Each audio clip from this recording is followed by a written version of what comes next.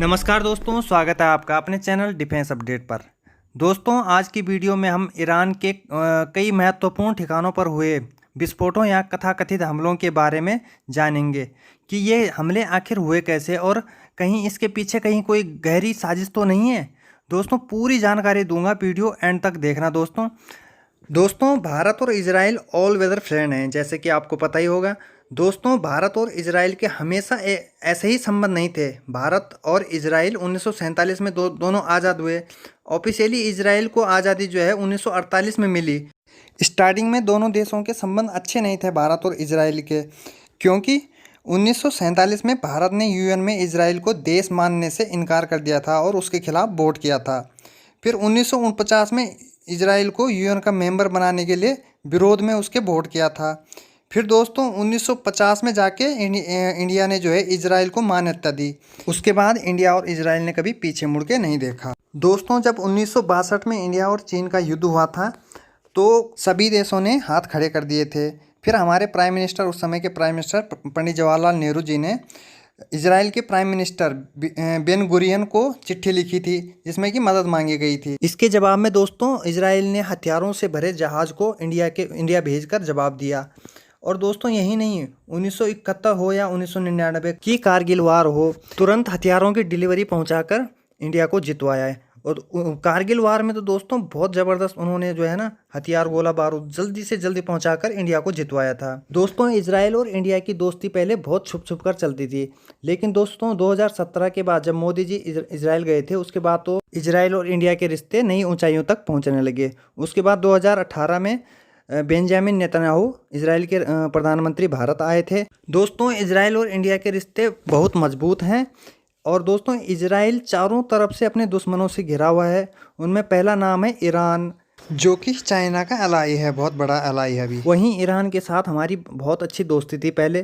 थोड़े अभी हमारे रिश्ते अमेरिका की वजह से ख़राब हुए हैं, क्योंकि अमेरिका ने ईरान पर बहुत तकड़े प्रतिबंध लगा रखे हैं। दोस्तों, भारत और ईरान अच्छे से व्यापार नहीं कर पा रहे हैं। अब तो भारत पहले ईरान से लगभग 50% तेल खरीदता था दोस्तों, जो अब बिल्कुल बंद हो गया। इसके अलावा भारत जो है ना, चाबहार पोर्ट है एक वहाँ ईरान में, तो दोस्तों उसका विकास भी इंडिया ही कर रहा है, और जो कि पाकिस्तान के ग्वादर पोर्ट के बिल्कुल नज़दीक है, जिसको कि चीन डेवलप कर रहा है। चाबहार पोर्ट की स्ट्रेटजिक इम्पोर्टेंस बहुत ही ज़्यादा है दोस्तों, क्योंकि यह पोर्ट जो है ना ग्वादर पोर्ट के बहुत ही ज़्यादा क्लोज है। चाइना और पाकिस्तान को बराबर की टक्कर मिलती है इस पोर्ट से। इसके साथ ही भारत ईरान में एक रोड हाईवे को भी डेवलप करने वाला था, पर अभी 1-2 दिन पहले ही हमने खबर सुनी होगी दोस्तों हमने, कि ये प्रोजेक्ट अब भारत को छोड़कर चीन को दे दिया गया है। दरअसल दोस्तों, भारत और ईरान के रिश्ते हमेशा बहुत अच्छे रहे हैं, और जब से अमेरिका ने ईरान पर प्रतिबंध और कड़े किए हैं, तब से ना थोड़ा स्थिति और बिगड़ गई है। क्यों? और अमेरिका ने प्रतिबंध क्यों लगाए? दरअसल अमेरिका ने 1979 में ईरान में तख्ता पलट की कोशिश करी थी, जिसकी वजह से 1980 में अमेरिका और ईरान के बीच राजनयिक संबंध बिल्कुल ख़त्म हो गए। इसके बाद 1981 में ईरानी छात्रों ने अमेरिका के दूतावास पर कब्जा करके 52 जो है ना अमेरिकी नागरिकों को बंधक बना लिया और 444 दिन तक बंधक बना के रखा। इस पर एक मूवी भी बनी है दोस्तों हॉलीवुड की, जिसका नाम है ओग्रो। फिर इराक और ईरान का युद्ध हुआ, जिसमें कि अमेरिका ने खुलकर इराक का साथ दिया। दोस्तों, ईरान भी अपने चारों तरफ जो है दुश्मनों से घिरा हुआ है, जैसे कि पाकिस्तान, सऊदी अरब, टर्की, इजराइल, जो कि अमेरिका के एलाइज हैं, या पहले हुआ करते थे। और इनमें से पाकिस्तान और इजराइल तो परमाणु संपन्न देश हैं।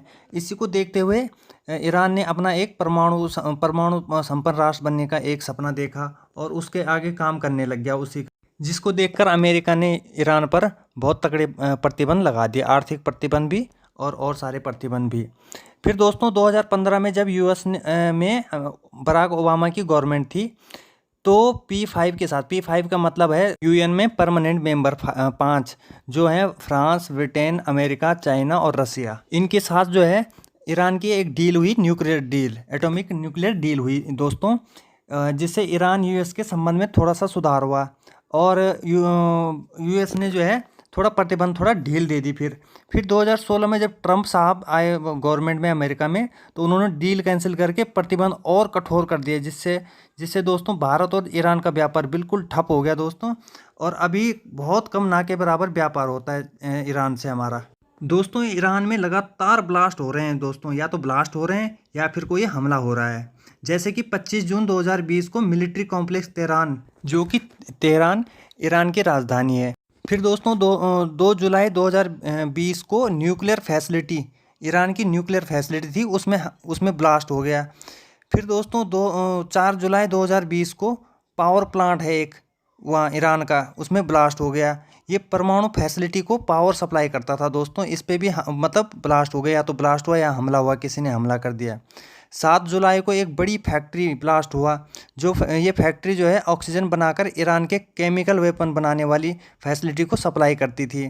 फिर दोस्तों 9 जुलाई को मिसाइल फैसिलिटी है उनकी, मिसाइल फैक्ट्री थी जहाँ पे मिसाइल बनाते थे, वहाँ पे भी जो है ब्लास्ट हुआ। फिर 12 जुलाई को पेट्रोकेमिकल प्लांट पर ब्लास्ट हुआ। फिर 13 जुलाई को इंडस्ट्रियल फैसिलिटीज़ पर हमला हुआ या ब्लास्ट हुआ। 15 जुलाई को 7 शिप में उनके जो है एक जगह पर खड़ी थी, 7 शिप में ब्लास्ट हो गया। तो दोस्तों ये लगातार हमले के पीछे पूरा वर्ल्ड सऊदी अरब, या तो सऊदी अरब, इजराइल या अमेरिका पर शक कर रहा था। पर दोस्तों बड़े बड़े विश्लेषकों का मानना है कि ईरान इतना कमज़ोर मुल्क नहीं है, और उसके साथ पूरा तरह से चीन और रसिया खड़ा है उसके साथ, तो उस पर इतने ज़बरदस्त हमले कैसे कर सकता है कोई? क्योंकि ईरान के पास बहुत बड़े बड़े हथियार हैं, जैसे S-300 जो कि S-400 का छोटा लोअर वर्जन है। अमेरिका और इजराइल पर ही पूरी दुनिया शक कर रही थी। पर दोस्तों जैसे ही विश्लेषकों ने चीन का नाम लिया, तो चीन की तो पूरा चेहरा ही लाल हो रखा है दोस्तों। और वैसे भी दोस्तों विश्लेषकों ने बताया है कि इतनी क्रिटिकल जगहों की लोकेशन केवल चीन ही जानता था, क्योंकि चीन जो है ना वहाँ पर ईरान में कई सालों से वहाँ के बेसिक इंफ्रास्ट्रक्चर का डेवलपमेंट के नाम पर पूरी जानकारी ले रहा था। अब सवाल यह है कि चीन क्यों करे ऐसा? तो दोस्तों चीन का सबसे बड़ा दुश्मन कौन है? अमेरिका। और ईरान के सबसे बड़े दुश्मन कौन है? अमेरिका और इजराइल। और चीन और ईरान बहुत अच्छे अलाइज हैं आपस में। ऐसे में अगर चीन कुछ भी करता है या करवाता है, तो शक कहाँ जाएगा? शक जाएगा इजराइल और अमेरिका पर। ऐसे में अगर अमेरिका और ईरान की टक्कर होती है या लड़ाई होती है, तो अमेरिका तो ईरान के साथ इन्वॉल्व हो जाएगा, जिससे चीन फिर अपनी मन मर्जी करेगा कहाँ? हर जगह, कहाँ साउथ चाइना सी, इंडियन ओशियन में, ताइवान या हांगकांग में। इसके अलावा चीन ने पाकिस्तान पर तो पूरा कब्जा ही कर रखा है। लेकिन इसके चंगुल में अब दोस्तों धीरे धीरे ईरान भी फंसता चला गया है। दोस्तों मैं इस मैप के माध्यम से समझाने की कोशिश कर रहा हूँ कि कैसे चाइना और रसिया के अलायंस ने टर्की को भी अमेरिका अलायंस से छीन लिया, और पाकिस्तान को तो पहले ही छीन रखा उन्होंने।